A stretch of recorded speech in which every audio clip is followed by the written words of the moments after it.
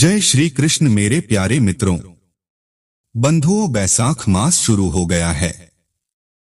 मित्रों, मैं आपके लिए बैसाख मास में सुनी जाने वाली बंदर की कहानी लेकर आया हूं।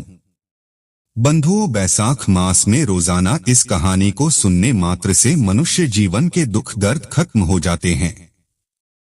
दोस्तों, वीडियो में आगे बढ़ने से पहले आप सबसे निवेदन है कि यदि आपने अभी तक हमारे चैनल न्यू मोटिवेशन लाइफ को सब्सक्राइब नहीं किया है तो सब्सक्राइब कर ले और वीडियो को लाइक करके कमेंट में जय श्री नारायण जरूर लिखें। बंधुओं, बैसाख मास में ब्रह्मा मुहूर्त में उठकर स्नान करें। उसके बाद बैसाख मास महात्मा की कथा सुने और बंदरी की इस कहानी को सुने। बोलो विष्णु भगवान की जय। मित्रों, एक बार एक राजा था। वह बैसाख मास में प्रतिदिन ब्रह्मा मुहूर्त में उठकर गंगा जी में स्नान करता। राजा का आदेश था कि मुंह से पहले गंगा जी में कोई भीषण ना करे। राजा जब गंगा जी में स्नान करने जाते तो उन्हें प्रतिदिन शान जल के स्थान पर हिलता हुआ हलचल युक्त जल दिखाई देता। तो राजा को संदेह होता कि निश्चय ही मुझसे पहले कोई प्रतिदिन गंगा जीते। राजा ने नदी के तट पर सिपाही बिठा दिए। गंगा जी के तट पर एक वृक्ष था, उस पर एक बंदरियां रहती थी। वह प्रतिदिन राजा की स्नान करने से पूर्व स्नान करके फ्रिज पर चढ़कर बैठ जाती। इस प्रकार होते होते पूरा बैसाख मानसित हो गया, किंतु अंतिम दिन राजा के सिपाही ने देख लिया और उस बंदरिया को पकड़कर राजा के पास ले गए और कहा, यह बंदरिया आपसे पूर्व प्रतिदिन गंगा जी में स्नान करती है। उधर राजा की प्रतिज्ञा थी, यदि कोई भी स्त्री उससे पूर्व स्नान करती होगी तो मैं उससे विवाह कर लूंगा। इसलिए राजा को बंदरी के साथ विवाह करना ही पड़ा। इनाम के पुण्य से बंदरी के गर्भ ठहर गया। 9 मास पूर्ण होने पर बंदरी ने राजा से पूछा कि शिशु जन्म के समय मुझे क्या करना चाहिए।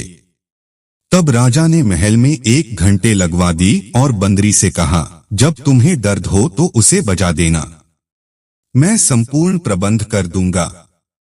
राजा की अन्य रानियां भी दी, उनकी कोई संतान ना थी। बांदरी को गर्व है।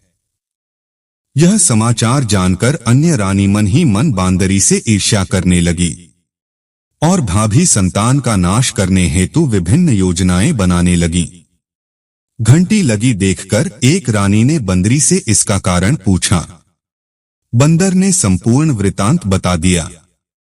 रानी ने बहकाया कि एक बार घंटी बजाकर तो देख राजा आते हैं या नहीं। बंदरी ने घंटी बजाई तो राजा दौड़े दौड़े महल में आए और घंटी बजाने का कारण पूछा। इस पर बंदरी ने उत्तर दिया, मैंने तो रानियों के कहने पर घंटी बजाई थी। तब रानियों ने राजा से कहा, यह तो पशु और ना जाने कितनी बार घंटी बजाएगी। इस प्रकार कहकर उन्होंने घंटे को हटवा दिया। कुछ दिनों बाद बांदरी के शिशु जन्म का समय आया तो उसने अन्य रानियों से पूछा, मैं क्या करूं? तब रानी ने कहा, तुम आंखों पर पट्टी बांधकर सो जाओ। बंदरी के बैसाख मास के स्नान के पुण्य प्रताप से एक सुंदर पुत्र बांदरी के हुआ। शिशु के जन्म होते ही उसके रोने से पूर्व ही रानियों ने उसे एक टोकरी में रखकर दासी को दे दिया और आदेश दिया, इसे नदी में बहाकर आओ और उस शिशु के स्थान पर एक पत्थर रख दिया। राजा को भी कहलवा दिया कि बंदरी ने एक पत्थर को जन्म दिया है। राजा ने सुना तो उन्होंने भी संतोष कर लिया कि जब दूसरी रानियों के संतान नहीं हैं तो यह तो बांदरी है, इसके क्या संतान होगी। उधर दासी ने उस सुंदर शिशु को नदी में ना बहाकर कुम्हार के खंदड़ में रख दिया। दूसरे दिन कुम्हार कुम्हारी खंदड़ में आए तो वहां एक सुंदर शिशु को रोते हुए देखा। कुम्हार कुम्हारिन भी निसंतान थे। उन्होंने उस शिशु को अपने लिए भेजी गई भगवान की भेंट माना और बड़े प्रेम से शिशु का पालन पोषण करने लगे। कुछ बड़ा हुआ तो बालक को एक ज्ञात हुआ कि वह रानी बांदर का पुत्र है जिसको रानियों ने मरवाना चाहा था।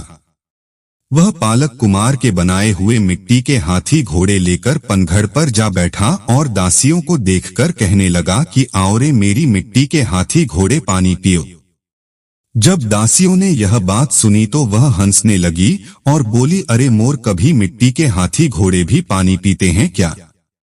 इस पर उस बालक ने कहा, कभी बंदरी के पत्थर जन्म लेता है क्या? उस बालक की यह बात दासियों ने जाकर महल में कही। तब रानियों ने दूसरे दिन विष मिलाकर लड्डू उस बालक के लिए भेजे। ईश्वर की कृपा से लड्डू गोंद और बादाम के हो गए और उन लड्डू को खाने से उस लड़के की मृत्यु नहीं हुई।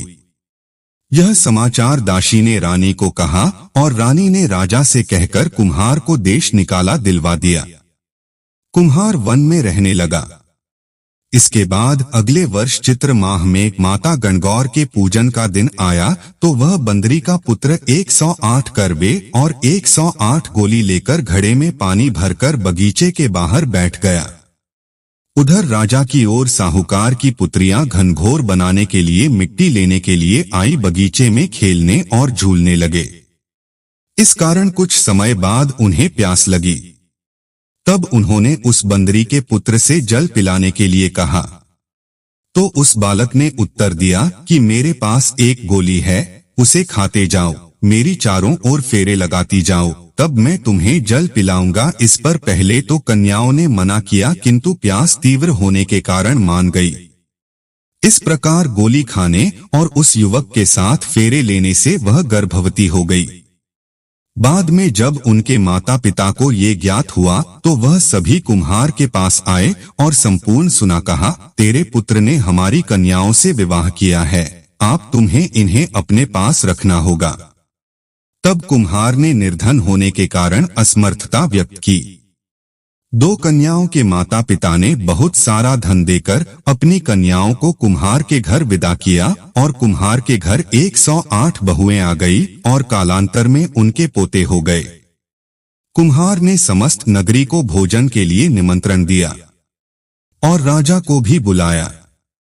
राजा के यहाँ से रानी बंदरी के अतिरिक्त सब भोजन के लिए पधारे सब राजकुमार राजा की आज्ञा लेकर बंदरी को लेने रथ पालकी लेकर गया और लाकर सभा में सबसे ऊंचे स्वर्ण आसन पर बिठाया। राजकुमार ने अपनी सभी पत्नियों को समझा दिया कि बंदरी मुझे जन्म देने वाली माता है। दोस्तों, आज के वीडियो में बस इतना ही। मिलते हैं नेक्स्ट वीडियो में। दोस्तों, आशा करते हैं यह वीडियो पसंद आया होगा। दोस्तों, मिलते हैं फिर एक नए वीडियो के साथ। वीडियो को पूरा देखने के लिए बहुत बहुत धन्यवाद।